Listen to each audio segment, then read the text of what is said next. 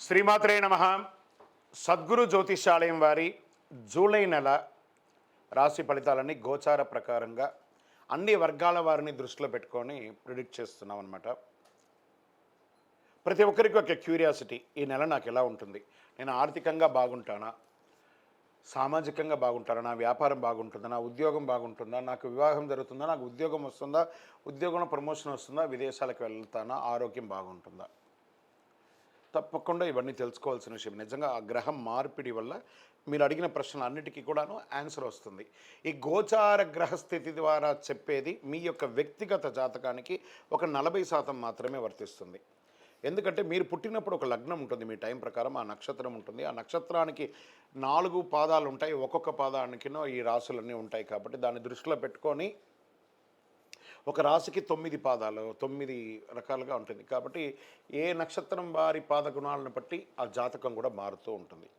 సరే, ఈ జాతకం ఎవరు తెలుసుకోవాలి అని అంటే, మీ వృత్తి వ్యవహారాల్లో జీవితాల్లో కావలసినటువంటి మార్పులు ఏమైనా చేయాలనుకుంటే తెలుసుకోండి. మీ యొక్క వ్యక్తిగత జాతకంలో బాగా మళ్ళీ చెప్తున్నాను చూడండి, చదువుకు సంబంధించి ఇవన్నీ కూడా తెలుసుకోండి, వ్యాపారం సంబంధించి ఇవన్నీ తెలుసుకోండి. ఇల్లీగల్ సబ్జెక్ట్ గురించి దయచేసి మెసేజ్లు పెట్టకండి, కాల్ చేయకండి. నాకు చాలా అప్పులు ఉన్నాయండి, గొంతు వరకు నేను మునిగిపోయానండి, నాకు జాతకం చెప్పనంటే గొంతు వరకు మీరు మునిగిపోతే మళ్ళీ వ్యాపారమో ఉద్యోగం చేసి అప్పులు తెచ్చిన వాళ్ళకి అప్పు ఇవ్వండి, కానీ జాతకం చెప్తే మీ అప్పులు తీరిపోదు. 1. 2, మళ్ళీ ఈ యొక్క జాతకం అనేది బాగా గుర్తుపెట్టుకోండి, పడుతున్న వర్షానికి ఒక గొడుగు మాత్రమే, కానీ జాతకం జీవితం కాదు. మీ యొక్క వ్యక్తిగతమైనటువంటి జీవితాన్ని నమ్మండి, మీ వృత్తిని నమ్మండి, మీరు చేసే వృత్తిని దైవంగా భావించండి, మీ జీవితం బాగుపడుతుంది. జాతకం సపోర్ట్ మాత్రమే, నడుస్తున్నటువంటి రోడ్లో ఒక స్పీడ్ బ్రేకర్ మాత్రమే, కానీ ఆ రోడ్ని అయితే ఆపలేం భగవంతుడు.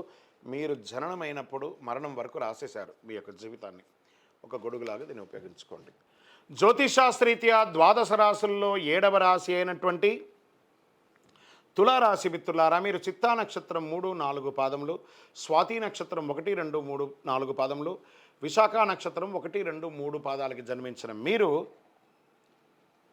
తులారాశి వారిగా పరిగణించబడుతున్నారు. ఈ జూలై నెల తులారాశి మిత్రులకి ఎలా ఉన్నాయి, శుభాశుభ ఫలితాలు ఎలా ఉన్నాయంటే, ఈ నెల మధ్యస్థంగా ఉంటుందని చెప్పొచ్చండి. గొప్పగా ఉండదు, మీకు కాస్త మధ్యస్థంగా ఉండే అవకాశాలు ఉన్నాయి. శుక్రుడు మీ 9వ ఇంట్లో కూర్చొని రాజయోగం వంటి ఫలితాలను ఇస్తున్నాడు. 11వ ఇంట అధిపతి అయినటువంటి సూర్యగ్రహం శుక్రగ్రహంతో కలిసి ఉంటారు. 11వ ఇంటికి అధిపతి అయినటువంటి సూర్యుడు కూడా వారితో ఉన్నారు. బుధుడు ఈ నెల ప్రారంభం నుండి 10వ ఇంట్లో ఉండడం వల్ల మీరు రాజయోగాన్ని పొందుతారు. మొదటి భాగంలో శనిగ్రహం తిరోగమన స్థితిలో 5వ ఇంట్లో ఉంటాడు. కుజుడు ఈ నెల ప్రారంభంలో 7వ ఇంట్లో, కేతు 12వ ఇంట్లో, రాహు 6వ ఇంట్లో. గ్రహాలన్నీ ఇలా ఉన్నాయి. ఫస్ట్ ఉద్యోగులుగా తీసుకుంటాం. ఉద్యోగంలో మార్పులు ఉండవచ్చండి. ఈ నెలంతా కూడా మంచి చెడు మిశ్రమంగా ఉంటుంది ఈ తులారాశి వారికి. ఆ తక్కడ అంటారు కదా తులా, మీకు ఏది కరెక్టో దాన్ని మాత్రం ఇట్లా అప్ అండ్ డౌన్స్ ఉంటాయి. కాబట్టి దీన్ని మీరు ఏ రకంగా బేరీజ్ వేసుకుంటే ఆ రకంగా మంచిది. ఉద్యోగంలో మార్పులు తథ్యం. మీరు అనుకున్న ప్రమోషన్స్కి పెట్టుకున్నటువంటి అర్జీ కూడా ఆలోచనలో పడే అవకాశాలు ఉన్నాయి. ఒక సమయంలో గుర్తింపు పొందుతారు, ఒక సమయంలో రిజెక్ట్ అవుతూ ఉంటుంది. మీరు ఆశించిన పదోన్నతులు లభించవచ్చు, లభించకపోవచ్చు. ఆర్థికంగా నెల ఖర్చులు చాలా హెచ్చు తగ్గులు ఉంటాయి. మాస ద్వితీయంలో మీ ఆర్థిక పరిస్థితి మెరుగుపడుతుంది. ఇందులో నెల ప్రారంభంలో ఇబ్బంది, నెల తర్వాత బాగుంటుంది. ఈ నెల ఈ కామన్ గ్రహాలు ఎలా ప్రయాణం చేస్తే అలాగే ఉంటుందన్నమాట. నగదు ప్రవాహంతో పాటు అదృష్టానికి ఊహించిన అవకాశాలు మాస ద్వితీయంలో ఉంటుంది. పరిశ్రమ వ్యాపారం చేసే వాళ్ళకి, ఇండస్ట్రీస్ వారికి ఎక్కువ లాభాలు ఉండే అవకాశాలు ఉన్నాయి. మ్యానుఫ్యాక్చరింగ్ వాళ్ళకి, ప్రభుత్వ పర్మిషన్స్ కోసం ప్రయత్నం చేసే వాళ్ళకి, లైసెన్స్ కోసం ప్రయత్నం చేసేవారికి, కొత్తగా వ్యాపారాలు చేయాలనుకునే వాళ్ళకి విజయవంతంగా ఉండవు చెప్పచ్చు. నెలాఖరులో తోటి వ్యాపారం నుండి పరోక్ష పోటీ వచ్చే అవకాశాలు ఉన్నాయి. మీ యొక్క ఆర్థికమైనటువంటి ఇబ్బందులు, డెబిట్స్ మీద కొంచెం శ్రద్ధ వహించండి. కుటుంబానికి అవసరమైనటువంటి వస్తువులు కొనుగోలు చేసేటప్పుడు ఏది కొనాలో అది నిర్ణయం తీసుకొని కొనండి, కానీ అక్కడికి వెళ్ళి ఏది దొరికితే అది కానీ మీ మనీని వేస్ట్ చేసుకోకండి. భార్యాభర్తల మధ్య అన్యోన్యత పెరుగుతుంది. సంతానం లేని వారికి సంతానం కలుగుతుంది. విడిపోయిన భార్యాభర్తలు మళ్ళీ కలుస్తారు. వివాహ ప్రయత్నాలు, నూతన వివాహ ప్రయత్నాలు కలిసి వచ్చే అవకాశాలు ఉన్నాయి. శుభకార్యాలు, ఇంట్లో గృహప్రవేశం, ఉపనయనాది గృహప్రవేశాలు, వివాహాది ఇవన్నీ జరిగే అవకాశాలు కనబడుతున్నాయి. కొంతమంది విదేశాలకు వెళ్ళి స్థిరపడే అవకాశాలు ఉన్నాయి. అక్కడ స్థిరపడ్డ వాళ్ళు మీకు కావాల్సిన ఈ యొక్క పాస్‌పోర్ట్స్‌కి దాన్ని ఏమంటారు వీసా కోసం రిజెక్ట్ అయిన వాళ్ళకందరికీ కూడా మళ్ళీ వీసా రెన్యువల్ అయ్యి మీరు చక్కగా వెళ్ళే అవకాశాలున్నాయి. ఏవండీ చాలామంది విదేశాల్లో ఉన్నవాళ్ళు ఉద్యోగం పోతున్నాయి, ఇక్కడ క్రైసిస్ ఉంది అని ఎంత ఆలోచించగలరు. అవన్నీ టెంపరవరీ, అన్నీ సెట్ అయిపోతుంది.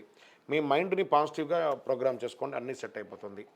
ఇంటి వనరులు పెంచుకుంటూ పోతారు.